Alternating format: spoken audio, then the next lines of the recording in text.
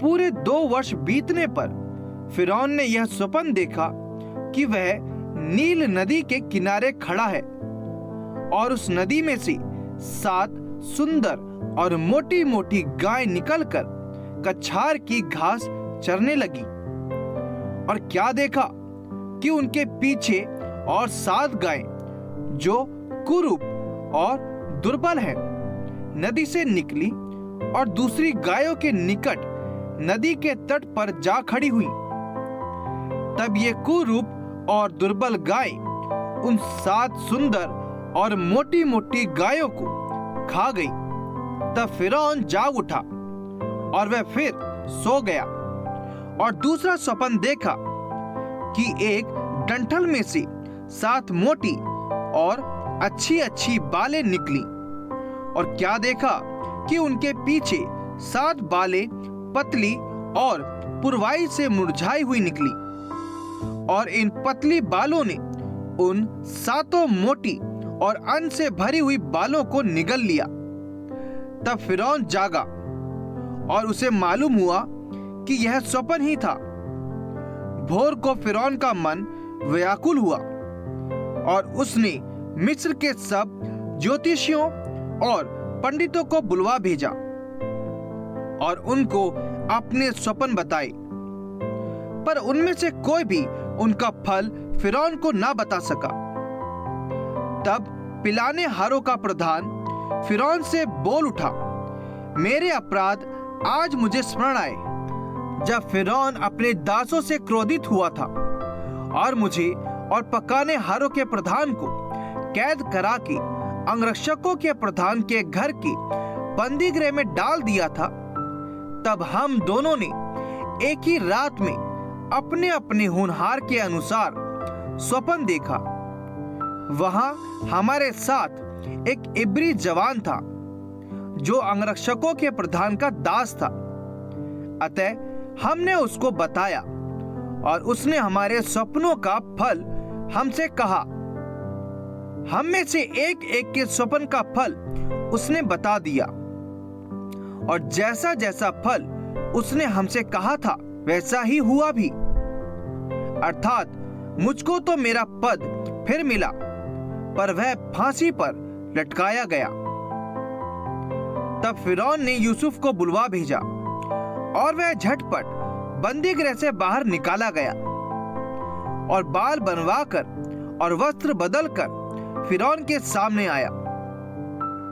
फिरौन ने यूसुफ से कहा, मैंने एक स्वप्न देखा है और उसके फल का बताने वाला कोई भी नहीं, और मैंने तेरे विषय में सुना है कि तू स्वप्न सुनाते ही उसका फल बता सकता है।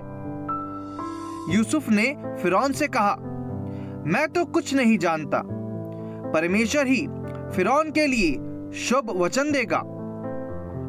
फिर फिरौन यूसुफ से कहने लगा, मैंने अपने स्वप्न में देखा कि मैं नील नदी के किनारे खड़ा हूं। फिर क्या देखा कि नदी में से 7 मोटी और सुंदर सुंदर गायें निकलकर कछार की घास चरने लगी।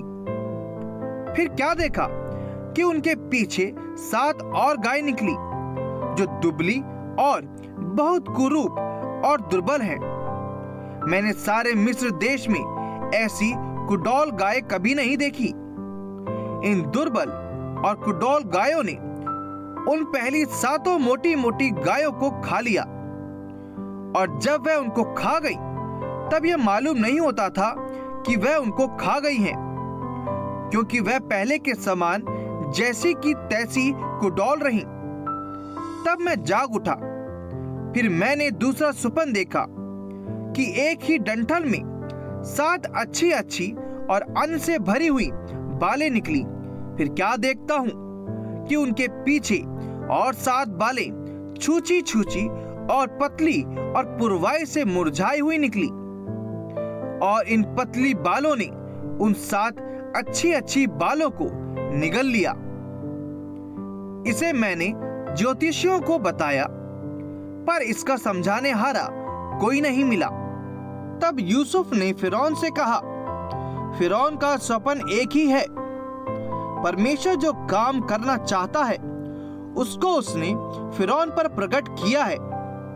वह 7 अच्छी अच्छी गाय 7 वर्ष हैं और वह 7 अच्छी अच्छी बालें भी 7 वर्ष हैं।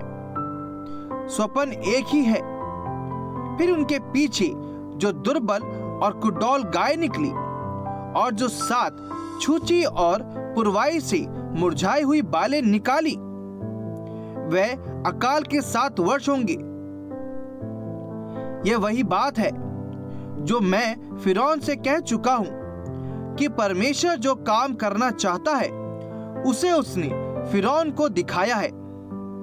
सुन, सारे मिस्र देश में 7 वर्ष तो बहुतायत की उपज के होंगे। उनके पश्चात 7 वर्ष अकाल के आएंगे और सारे मिस्र देश में लोग इस सारी उपज को भूल जाएंगे और अकाल से देश का नाश होगा और सुकाल बहुतायत की उपज देश में फिर स्मरण ना रहेगा, क्योंकि अकाल अत्यंत भयंकर होगा। और फिरौन ने जो यह स्वप्न 2 बार देखा है, इसका भेद यही है कि यह बात परमेश्वर की ओर से नियुक्त हो चुकी है और परमेश्वर इसे शीघ्र ही पूरा करेगा। इसलिए अब फिरौन किसी समझदार और बुद्धिमान पुरुष को ढूंढ करके उसे मिस्र देश पर प्रधानमंत्री ठहराए। फिरौन यह करे कि देश पर अधिकारियों को नियुक्त करे और जब तक सुकाल के 7 वर्ष रहें, तब तक वह मिस्र देश की उपज का पंचमांश लिया करे और वह इन अच्छे वर्षों में सब प्रकार की भोजन वस्तु इकट्ठा करे और नगर नगर में भंडार घर भोजन के लिए फिरौन के वश में करके उसकी रक्षा करे। वह भोजन वस्तु अकाल के उन 7 वर्षों के लिए जो मिस्र देश में आएंगे, देश के भोजन के लिए रखी रहे, जिससे देश का उस अकाल से सत्यानाश न हो जाए। यह बात फिरौन और उसके सारे कर्मचारियों को अच्छी लगी। इसलिए फिरौन ने अपने कर्मचारियों से कहा, क्या हमको ऐसा पुरुष जैसा यह है जिसमें परमेश्वर का आत्मा रहता है मिल सकता है? फिर फिरौन ने यूसुफ से कहा, परमेश्वर ने जो तुझे इतना ज्ञान दिया है कि तेरे तुल्य कोई समझदार और बुद्धिमान नहीं, इस कारण तू मेरे घर का अधिकारी होगा और तेरी आज्ञा के अनुसार मेरी सारी प्रजा चलेगी। केवल राजगद्दी के विषय मैं तुझसे बड़ा ठहरूंगा। फिर फिरौन ने यूसुफ से कहा, सुन, मैं तुझको मिस्र के सारे देश के ऊपर अधिकारी ठहरा देता हूँ।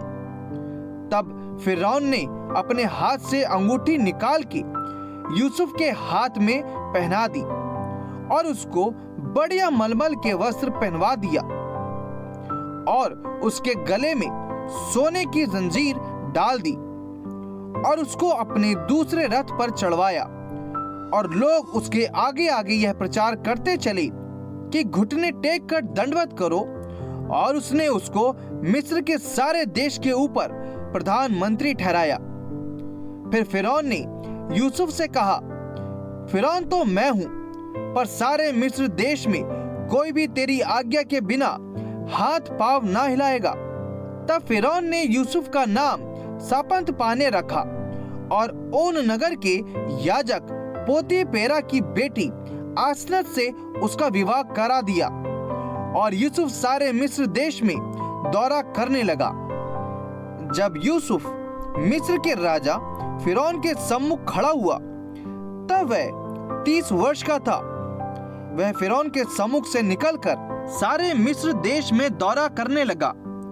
सुकाल के 7 वर्षों में भूमि बहुतायत से अन्न उपजाती रही और यूसुफ उन 7 वर्षों में सब प्रकार की भोजन वस्तुएं जो मिस्र देश में होती थी जमा करके नगरों में रखता गया और हर एक नगर के चारों ओर के खेतों की भोजन वस्तुओं को वह उसी नगर में इकट्ठा करता गया।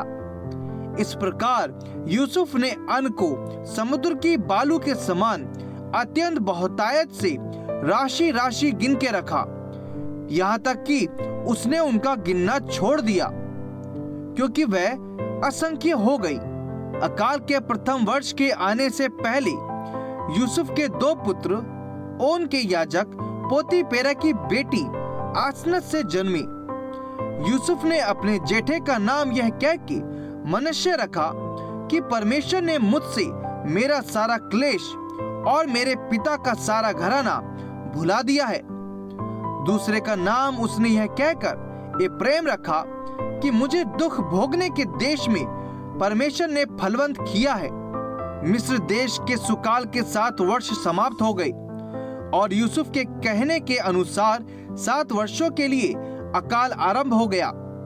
सब देशों में अकाल पड़ने लगा, परंतु सारे मिस्र देश में अन्न था। जब मिस्र का सारा देश भूखों मरने लगा, तब प्रजा फिरौन से चिल्ला चिल्ला कर रोटी मांगने लगी, और वह सब स्त्रियों से कहा करता था, यूसुफ के पास जाओ और जो कुछ वह तुमसे कहे वही करो। इसलिए जब अकाल सारी पृथ्वी पर फैल गया और मिस्र देश में अकाल का रूप भयंकर हो गया, तब यूसुफ सब भंडारों को खोल खोल के मिस्रियों के हाथ अन्न बेचने लगा। इसलिए सारे पृथ्वी के लोग मिस्र में अन्न मोल लेने के लिए यूसुफ के पास आने लगे, क्योंकि सारी पृथ्वी पर भयंकर अकाल था। जब याकूब ने सुना कि मिस्र में अन्न है, तब उसने अपने पुत्रों से कहा, तुम एक दूसरे का मुंह क्यों देख रहे हो?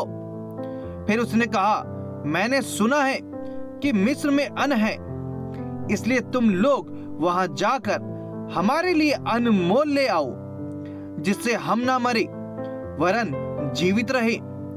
अतः यूसुफ के 10 भाई अन्न मोल लेने के लिए मिस्र को गए। पर यूसुफ के भाई बिन्यामीन को याकूब ने यह सोचकर भाइयों के साथ ना भेजा कि कहीं ऐसा ना हो कि उस पर कोई विपत्ति आ पड़े। इस प्रकार जो लोग अन्न मोल लेने आए, उनके साथ इज़राइल के पुत्र भी आए, क्योंकि कनान देश में भी भारी अकाल था। यूसुफ तो मिस्र देश का अधिकारी था और उस देश के सब लोगों के हाथ वही अन्न बेचता था। इसलिए जब यूसुफ के भाई आए, तब भूमि पर मुंह के बल गिर के उसको दंडवत किया। उनको देखकर यूसुफ ने पहचान तो लिया, परंतु उनके सामने भोला बन के कठोरता के साथ उनसे पूछा, तुम कहां से आते हो? उन्होंने कहा, हम कनान देश से अन्न मोल लेने के लिए आए हैं।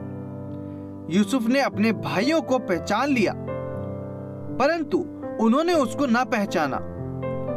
तब यूसुफ अपने उन सपनों को स्मरण करके जो उसने उनके विषय में देखे थे, उनसे कहने लगा, तुम भेदिए हो, इस देश की दुर्दशा को देखने के लिए आए हो।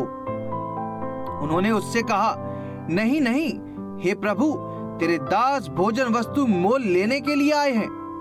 हम सब एक ही पिता के पुत्र हैं, हम सीधे मनुष्य हैं, तेरे दास भेदिए नहीं।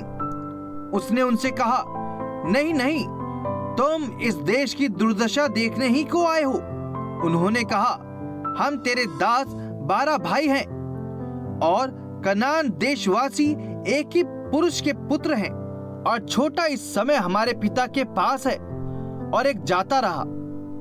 तब यूसुफ ने उनसे कहा, मैंने तुमसे कह दिया कि तुम भेदिए हो, अतः इसी रीति से तुम परखे जाओगे।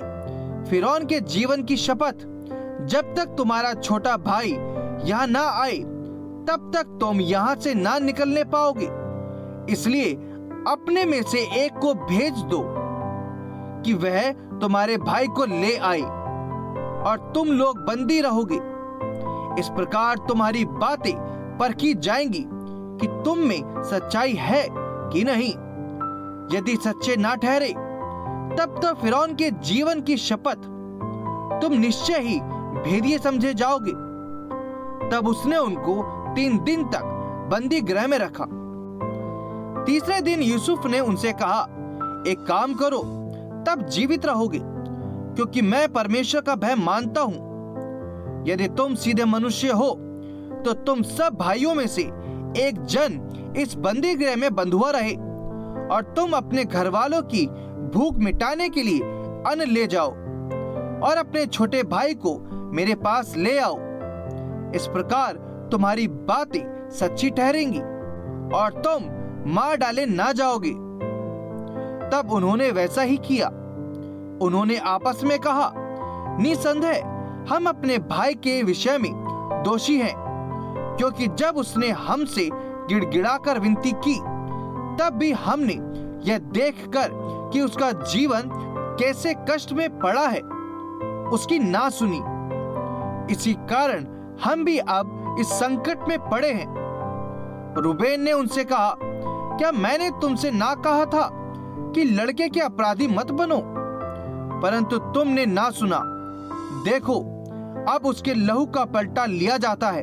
यूसुफ की और उनकी बातचीत एक दुभाषिया के द्वारा होती थी।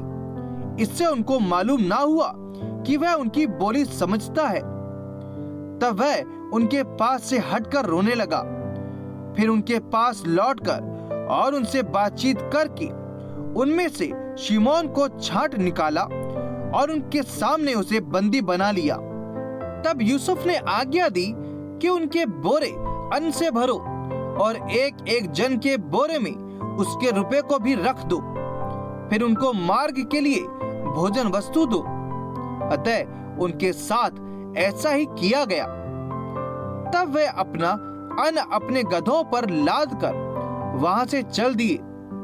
सराय में जब एक ने अपने गधे को चारा देने के लिए अपना बोरा खोला तब उसका रुपा बोरे के मुंह पर रखा हुआ दिखलाई पड़ा। तब उसने अपने भाइयों से कहा, मेरा रुपा तो लौटा दिया गया है, देखो वह मेरे बोरे में है। तब उनके जी में जी ना रहा और वे एक दूसरे की ओर भय से ताकने लगे और बोले, परमेश्वर ने यह हमसे क्या किया है? तब वह कनान देश में अपने पिता याकूब के पास आए और अपना सारा वृतांत उसे इस प्रकार सुनाया। जो पुरुष उस देश का स्वामी है उसने हमसे कठोरता के साथ बातें की और हमको देश के भेदिए कहा। तब हमने उससे कहा, हम सीधे लोग हैं, भेदिए नहीं। हम 12 भाई एक ही पिता के पुत्र हैं। एक तो जाता रहा, परंतु छोटा इस समय कनान देश में हमारे पिता के पास है। तब उस पुरुष ने, जो उस देश का स्वामी है, हमसे कहा, इससे मालूम हो जाएगा कि तुम सीधे मनुष्य हो। तुम अपने में से एक को मेरे पास छोड़ के अपने घर वालों की भूख मिटाने के लिए कुछ ले जाओ और अपने छोटे भाई को मेरे पास ले आओ। तब मुझे विश्वास हो जाएगा कि तुम भेदिए नहीं, सीधे लोग हो। फिर मैं तुम्हारे भाई को तुम्हें सौंप दूंगा और तुम इस देश में लेन देन कर सकोगे। यह कहकर वह अपने अपने बोरे से अन्न निकालने लगी। तब क्या देखा कि एक एक जन के रुपए की थैली उसी के बोरे में रखी है।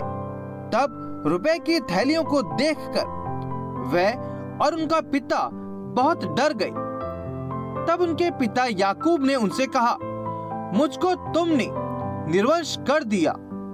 देखो, यूसुफ नहीं रहा और शिमोन भी नहीं आया और अब तुम बिन्यामीन को भी ले जाना चाहते हो। ये सब विपत्तियां मेरे ऊपर आ पड़ी हैं। रूबेन ने अपने पिता से कहा, यदि मैं उसको तेरे पास ना लाऊं तो मेरे दोनों पुत्रों को मार डालना। तू उसको मेरे हाथ में सौंप दे, मैं उसे तेरे पास फिर पहुंचा दूंगा। उसने कहा, मेरा पुत्र तुम्हारे संग ना जाएगा, क्योंकि उसका भाई मर गया और वह अब अकेला रह गया है। इसलिए जिस मार्ग से तुम जाओगे उसमें यदि उस पर कोई विपत्ति आ पड़े तब तो तुम्हारे कारण मैं इस बुढ़ापे की अवस्था में शोक के साथ अधोलोक में उतर जाऊंगा। देश में अकाल और भी भयंकर होता गया। जब वह अन्न जो वे मिस्र से ले आए थे समाप्त हो गया, तब उनके पिता ने उनसे कहा, फिर जाकर हमारे लिए थोड़ी सी भोजन वस्तु मोल ले आओ। तब यहूदा ने उससे कहा, उस पुरुष ने हमको चेतावनी देकर कहा, यदि तुम्हारा भाई तुम्हारे संग ना आए तो तुम मेरे सम्मुख ना आने पाओगे। इसलिए यदि तू हमारे भाई को हमारे संग भेजे, तब तो हम जाकर तेरे लिए भोजन वस्तु मोल ले आएंगे, परंतु यदि तू उसको ना भेजे तो हम ना जाएंगे, क्योंकि उस पुरुष ने हमसे कहा, यदि तुम्हारा भाई तुम्हारे संग ना हो तो तुम मेरे सम्मुख ना आने पाओगे। तब इस्राएल ने कहा, तुमने उस पुरुष को यह बताकर कि हमारा एक और भाई है, क्यों मुझसे बुरा बर्ताव किया? उन्होंने कहा, जब उस पुरुष ने हमारी और हमारे कुटुंबियों की स्थिति के विषय में इस रीति पूछा, क्या तुम्हारा पिता अब तक जीवित है? क्या तुम्हारे कोई और भाई भी है? तब हमने इन प्रश्नों के अनुसार उससे वर्णन किया। फिर हम क्या जानते थे कि वह कहेगा, अपने भाई को यहाँ ले आओ।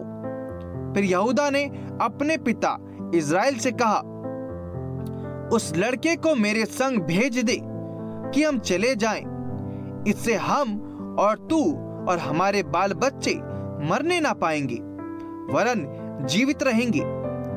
मैं उसका जामीन होता हूं, मेरे ही हाथ से तू उसको वापस लेना। यदि मैं उसको तेरे पास पहुंचाकर सामने ना खड़ा कर दूं, तब तो मैं सदा के लिए तेरा अपराधी ठहरूंगा। यदि हम लोग विलंब ना करते तो अब तक दूसरी बार लौट आते। तब उनके पिता इस्राएल ने उनसे कहा, यदि सचमुच ऐसी ही बात है तो यह करो, इस देश की उत्तम उत्तम वस्तुओं में से कुछ कुछ अपने बोरों में उस पुरुष के लिए भेंट ले जाओ, जैसे थोड़ा सा बलसान और थोड़ा सा मधु और कुछ सुगंध द्रव्य और गंधरस, पिस्ते और बादाम। फिर अपने अपने साथ दूना रुपया ले जाओ, और जो रुपया तुम्हारे बोरों के मुंह पर रख कर लौटा दिया गया था उसको भी लेते जाओ, कदाचित यह भूल से हुआ हो। अपने भाई को भी संग लेकर उस पुरुष के पास फिर जाओ, और सर्वशक्तिमान ईश्वर उस पुरुष को तुम पर दयालु करेगा, जिससे कि वह तुम्हारे दूसरे भाई को और बिन्यामीन को भी आने दे, और यदि मैं निर्वंश हुआ तो होने दो। तब उन मनुष्य ने वह भेंट और दूना रुपया और बिन्यामीन को भी संग लिया और चल दिए, और मिस्र में पहुंचकर यूसुफ के सामने खड़े हुए। उनके साथ बिन्यामीन को देखकर यूसुफ ने अपने घर के अधिकारी से कहा, उन मनुष्य को घर में पहुंचा दो और पशु मार के भोजन तैयार करो, क्योंकि वे लोग दोपहर को मेरे संग भोजन करेंगे। तब वे अधिकारी पुरुष यूसुफ के कहने के अनुसार उन पुरुषों को यूसुफ के घर में ले गया। जब वे यूसुफ के घर को पहुंचाए गए, तब वे आपस में डर कर कहने लगे, जो रुपया पहली बार हमारे बोरों में लौटा दिया गया था, उसी के कारण हम भीतर पहुंचाए गए हैं, जिससे कि वह पुरुष हम पर टूट पड़े और हमें वश में करके अपने दास बनाए और हमारे गधों को भी छीन ले। तब वह यूसुफ के घर के अधिकारी के निकट जाकर घर के द्वार पर इस प्रकार कहने लगे, हे हमारे प्रभु, जब हम पहली बार अनमोल लेने आए थे, तब हमने सराय में पहुंचकर अपने बोरों को खोला तो क्या देखा कि एक एक जन का पूरा पूरा रुपया उसके बोरे के मुंह पर रखा है। इसलिए हम उसको अपने साथ फिर ले आए हैं और दूसरा रुपया भी भोजन वस्तु मोल लेने के लिए लाए हैं। हम नहीं जानते कि हमारा रुपया हमारे बोरों में किसने रख दिया था। उसने कहा, तुम्हारा कुशल हो, मत डरो। तुम्हारा परमेश्वर, जो तुम्हारे पिता का भी परमेश्वर है, उसी ने तुमको तुम्हारे बोरों में धन दिया होगा। तुम्हारा रुपया तो मुझको मिल गया था। फिर उसने शिमोन को निकालकर उनके संग कर दिया। तब उस जन ने उस मनुष्य को यूसुफ के घर में ले जाकर जल दिया। तब उन्होंने अपने पांवों को धोया। फिर उसने उन्हें गधों के लिए चारा दिया। तब यह सुनकर कि आज हमको यहीं भोजन करना होगा, उन्होंने यूसुफ के आने के समय तक अर्थात दोपहर तक उस भेंट को इकट्ठा कर रखा। जब यूसुफ घर आया तब वह उस भेंट को जो उनके हाथ में थी उसके सम्मुख घर में ले गए और भूमि पर गिरकर उसको दंडवत किया। उसने उनका कुशल पूछा और कहा, क्या तुम्हारा वह बूढ़ा पिता जिसकी तुमने चर्चा की थी कुशल से है? क्या वह अब तक जीवित है? उन्होंने कहा, हाँ, तेरा दास हमारा पिता कुशल से है और अब तक जीवित है। तब उन्होंने सिर झुकाकर फिर दंडवत किया। तब उसने आंखें उठाकर और अपने सगे भाई बिन्यामीन को देखकर पूछा, क्या तुम्हारा वह छोटा भाई जिसकी चर्चा तुमने मुझसे की थी यही है? फिर उसने कहा, हे मेरे पुत्र, परमेश्वर तुझ पर अनुग्रह करे। तब अपने भाई के स्नेह से मन भर आने के कारण और यह सोचकर कि मैं कहाँ जाकर रोऊं, यूसुफ तुरंत अपनी कोठरी में गया और वहां रो पड़ा। फिर अपना मुंह धोकर निकल आया और अपने को शांत कर कर कहा, भोजन परोसो। तब उन्होंने उसके लिए तो अलग और भाइयों के लिए भी अलग और जो मिस्री उसके संग खाते थे उनके लिए भी अलग भोजन परोसा, इसलिए कि मिस्री इब्रियों के साथ भोजन नहीं कर सकते, वरन मिस्री ऐसा करना घृणित समझते थे। और यूसुफ के भाई उसके सामने बड़े बड़े पहले और छोटे छोटे पीछे अपनी अपनी अवस्था के अनुसार क्रम से बैठाए गए। ये देख के विस्मित होकर एक दूसरे की ओर देखने लगे। तब यूसुफ अपने सामने से भोजन वस्तुएं उठा उठा के उनके पास भेजने लगा और बिन्यामीन को अपने भाइयों से 5 गुना भोजन वस्तुएं मिली। इस प्रकार उन्होंने उसके संग मनमाना खाया पिया। तब उसने अपने घर के अधिकारी को आज्ञा दी, इन मनुष्य के बोरों में जितनी भोजन वस्तु समा सके उतनी भर दे और एक एक जन के रुपए को उसके बोरे के मुंह पर रख दे और मेरा चांदी का कटोरा छोटे के बोरे के मुंह पर उसके अन्न के रुपए के साथ रख दे। यूसुफ की इस आज्ञा के अनुसार उसने किया। भोर होते ही वे मनुष्य अपने गधों समेत विदा किए गए। वे नगर से निकले ही थे और दूर न जाने पाए थे कि यूसुफ ने अपने घर के अधिकारी से कहा, उन मनुष्य का पीछा कर और उनको पाकर उनसे कहे, तुमने भलाई के बदले बुराई क्यों की है? क्या यह वह वस्तु नहीं जिसमें मेरा स्वामी पीता है और जिससे वह शकुन भी विचारता है? तुमने यह जो किया है वह बुरा किया। और उसने उन्हें जा पकड़ा और ऐसे ही बातें उनसे कही। उन्होंने उससे कहा, हे हमारे प्रभु, तू ऐसी बातें क्यों कहता है? ऐसा काम करना तेरे दासों से दूर रहे।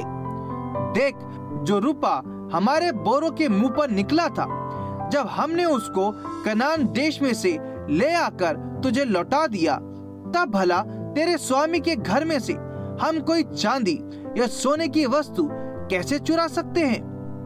तेरे दासों में से जिस किसी के पास वह निकले वह मार डाला जाए और हम भी अपने उस प्रभु के दास हो जाएं। उसने कहा, तुम्हारा ही कहना सही। जिसके पास वह निकले वह मेरा दास होगा और तुम लोग मेरा अपराध ठहरोगे। इस पर वह जल्दी से अपने अपने बोरे को उतार भूमि पर रखकर उन्हें खोलने लगी। तब वह ढूंढने लगा और बड़े के बोरे में से लेकर छोटे के बोरे तक खोज की और कटोरा बिन्यामीन के बोरे में मिला। तब उन्होंने अपने अपने वस्त्र फाड़े और अपना अपना गधा लाद कर नगर को लौट गए। जब यहूदा और उसके भाई यूसुफ के घर पर पहुंचे तब यूसुफ वहीं था। तब वे उसके सामने भूमि पर गिरे। यूसुफ ने उनसे कहा, तुम लोगों ने यह कैसा काम किया? क्या तुम ना जानते थे कि मुझसा मनुष्य शकुन विचार सकता है? यहूदा ने कहा, हम लोग अपने प्रभु से क्या कहें? हम क्या कहकर अपने को निर्दोष ठहराएं? परमेश्वर ने तेरे दासों के अधर्म को पकड़ लिया है। हम और जिसके पास कटोरा निकला वह भी हम सब के सब अपने प्रभु के दास ही हैं। उसने कहा, ऐसा करना मुझसे दूर रहे। जिस जन के पास कटोरा निकला है वही मेरा दास होगा। और तुम लोग अपने पिता के पास कुशल क्षेम से चले जाओ। तब यहूदा उसके पास जाकर कहने लगा, हे मेरे प्रभु, तेरे दास को अपने प्रभु से एक बात कहने की आज्ञा हो, और तेरा कोप तेरे दास पर ना भड़के, क्योंकि तू तो फिरौन के तुल्य है। मेरे प्रभु ने अपने दासों से पूछा, क्या तुम्हारे पिता या भाई है? और हमने अपने प्रभु से कहा, हाँ, हमारा बूढ़ा पिता है, और उसके बुढ़ापे का एक छोटा सा बालक भी है, परंतु उसका भाई मर गया है, इसलिए वह अब अपनी माता का अकेला ही रह गया है, और उसका पिता उससे स्नेह रखता है। तब तूने अपने दासों से कहा था, उसको मेरे पास ले आओ, जिससे मैं उसको देखूं। तब हमने अपने प्रभु से कहा था, वह लड़का अपने पिता को नहीं छोड़ सकता, नहीं तो उसका पिता मर जाएगा। और तूने अपने दासों से कहा, यदि तुम्हारा छोटा भाई तुम्हारे संग ना आए तो तुम मेरे सम्मुख फिर ना आने पाओगे। इसलिए जब हम अपने पिता तेरे दास के पास गए, तब हमने उससे अपने प्रभु की बातें कही। तब हमारे पिता ने कहा, फिर जाकर हमारे लिए थोड़ी सी भोजन वस्तु मोल ले आओ। हमने कहा, हम नहीं जा सकते। हाँ, यदि हमारा छोटा भाई हमारे संग रहे तब हम जाएंगे, क्योंकि यदि हमारा छोटा भाई हमारे संग ना रहे तो हम उस पुरुष के सम्मुख ना जाने पाएंगे। तब तेरे दास मेरे पिता ने हमसे कहा, तुम तो जानते हो कि मेरी स्त्री से 2 पुत्र उत्पन्न हुए, और उनमें से एक तो मुझे छोड़ ही गया, और मैंने निश्चय कर लिया कि वह फाड़ डाला गया होगा, और तब से मैं उसका मुंह ना देख पाया। अतः यदि तुम इसको भी मेरी आंख की आड़ में ले जाओ और कोई विपत्ति इस पर पड़े, तो तुम्हारे कारण मैं इस बुढ़ापे की अवस्था में शोक के साथ अधोलोक में उतर जाऊंगा। इसलिए जब मैं अपने पिता तेरे दास के पास पहुंचूं और ये लड़का संग ना रहे, उसका प्राण जो इसी पर अटका रहता है, इस कारण यह देख के कि लड़का नहीं है, वह तुरंत ही मर जाएगा। तब तेरे दासों के कारण तेरा दास हमारा पिता जो बुढ़ापे की अवस्था में है, शोक के साथ अधोलोक में उतर जाएगा। फिर तेरा दास अपने पिता के यहाँ यह कह के इस लड़के को जामीन हुआ है, यदि मैं इसको तेरे पास ना पहुँचा दूं, तो मैं सदा के लिए तेरा अपराधी ठहरूंगा। इसलिए अब तेरा दास इस लड़के के बदले अपने प्रभु का दास होकर रहने की आज्ञा पाए, और यह लड़का अपने भाइयों के संग जाने दिया जाए, क्योंकि लड़के के बिना संग रहे मैं कैसे अपने पिता के पास जा सकूंगा। ऐसा ना हो कि मेरे पिता पर जो दुख पड़ेगा वह मुझे देखना पड़े। तब यूसुफ उन सब के सामने जो उसके आसपास खड़े थे अपने को और रोक न सका, और पुकार के कहा, मेरे आसपास के सब लोगों को बाहर कर दो। भाइयों के सामने अपने को प्रकट करने के समय यूसुफ के संग और कोई ना रहा। तब वह चिल्ला चिल्ला कर रोने लगा, और मिस्रियों ने सुना, और फिरौन के घर के लोगों को भी इसका समाचार मिला। तब यूसुफ अपने भाइयों से कहने लगा, मैं यूसुफ हूँ, क्या मेरा पिता अब तक जीवित है?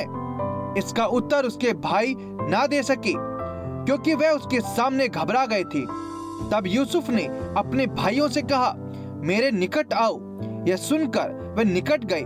फिर उसने कहा, मैं तुम्हारा भाई यूसुफ हूँ, जिसको तुमने मिस्र आने वालों के हाथ बेच डाला था। अब तुम लोग मत पछताओ, और तुमने जो मुझे यहाँ बेच डाला इससे उदास मत हो, क्योंकि परमेश्वर ने तुम्हारे प्राणों को बचाने के लिए मुझे तुम्हारे आगे भेज दिया है, क्योंकि अब 2 वर्ष से इस देश में अकाल है और अब 5 वर्ष और ऐसे ही होंगे कि उनमें ना तो हल चलेगा और ना अन्न काटा जाएगा। इसलिए परमेश्वर ने मुझे तुम्हारे आगे इसीलिए भेजा कि तुम पृथ्वी पर जीवित रहो और तुम्हारे प्राणों के बचने से तुम्हारा वंश बढ़े। इस रीति अब मुझको यहाँ पर भेजने वाले तुम नहीं, परमेश्वर ही ठहरा, और उसी ने मुझे फिरौन का पिता सा और उसके सारे घर का स्वामी और सारे मिस्र देश का प्रभु ठहरा दिया है। अतः शीघ्र मेरे पिता के पास जाकर कहो, तेरा पुत्र यूसुफ यह कहता है कि परमेश्वर ने मुझे सारे मिस्र का स्वामी ठहराया है, इसलिए तू मेरे पास बिना विलंब किए चला आ। तेरा निवास गोशेन देश में होगा और तू बेटे पोतों, भेड़ बकरियों, गाय बैलों और अपने सब कुछ समेत मेरे निकट रहेगा। और अकाल के जो 5 वर्ष और होंगे उनमें मैं वहीं तेरा पालन पोषण करूंगा। ऐसा ना हो कि तू और तेरा घराना वरन जितने तेरे हैं वे भूखों मरे। और तुम अपनी आंखों से देखते हो और मेरा भाई बिन्यामीन भी अपनी आंखों से देखता है कि जो हमसे बातें कर रहा है वह यूसुफ है। तुम मेरे सब वैभव का जो मिस्र में है और जो कुछ तुमने देखा है उस सब का मेरे पिता से वर्णन करना और तुरंत मेरे पिता को यहाँ ले आना। तब वह अपने भाई बिन्यामीन के गले से लिपट कर रोया और बिन्यामीन भी उसके गले से लिपट कर रोया। वह अपने सब भाइयों को भी चूम कर रोया और इसके पश्चात उसके भाई उससे बातें करने लगे। इस बात का समाचार कि यूसुफ के भाई आए हैं फिरौन के भवन तक पहुंच गया और इससे फिरौन और उसके कर्मचारी प्रसन्न हुए। इसलिए फिरौन ने यूसुफ से कहा, अपने भाइयों से कह कि एक काम करो, अपने पशुओं को लाद कर कनान देश में चले जाओ और अपने पिता और अपने अपने घर के लोगों को लेकर मेरे पास आओ, और मिस्र देश में जो कुछ अच्छे से अच्छा है वह मैं तुम्हें दूंगा और तुम्हें देश के उत्तम से उत्तम पदार्थ खाने को मिलेंगे। और तुझे आज्ञा मिली है, तुम एक काम करो कि मिस्र देश से अपने बाल बच्चों और स्त्रियों के लिए गाड़ियां ले जाओ और अपने पिता को ले आओ और अपनी सामग्री का मोह ना करना, क्योंकि सारे मिस्र देश में जो कुछ अच्छे से अच्छा है वह तुम्हारा है। इज़राइल के पुत्रों ने वैसा ही किया और यूसुफ ने फिरौन की आज्ञा के अनुसार उन्हें गाड़ियां दी और मार्ग के लिए भोजन सामग्री भी दी। उनमें से एक एक जन को उसने एक एक जोड़ा वस्त्र भी दिया और बिन्यामीन को 300 रुपए के टुकड़े और 5 जोड़े वस्त्र दिए। अपने पिता के पास उसने जो भेजा वह यह है, अर्थात मिस्र की अच्छी वस्तुओं में से लदे हुए 10 गधे और अन्न और रोटी, और उसके पिता के मार्ग के लिए भोजन वस्तु से लदी हुई 10 गधियां। तब उसने अपने भाइयों को विदा किया और वे चल दिए। और उसने उनसे कहा, मार्ग में कहीं झगड़ा ना करना। मिस्र से चलकर वे कनान देश में अपने पिता याकूब के पास पहुंचे और उससे यह कहा, यूसुफ अब तक जीवित है और सारे मिस्र देश पर प्रभुता वही करता है। पर उसने उनकी प्रीति ना की और वह अपने आपे में ना रहा। तब उन्होंने अपने पिता याकूब से यूसुफ की सारी बातें जो उसने उनसे कही थी कह दी। जब उसने उन गाड़ियों को देखा जो यूसुफ ने उसके ले आने के लिए भेजी थी, तब उसका चित्त स्थिर हो गया और इज़राइल ने कहा, बस मेरा पुत्र यूसुफ अब तक जीवित है, मैं अपनी मृत्यु से पहले जाकर उसको देखूंगा।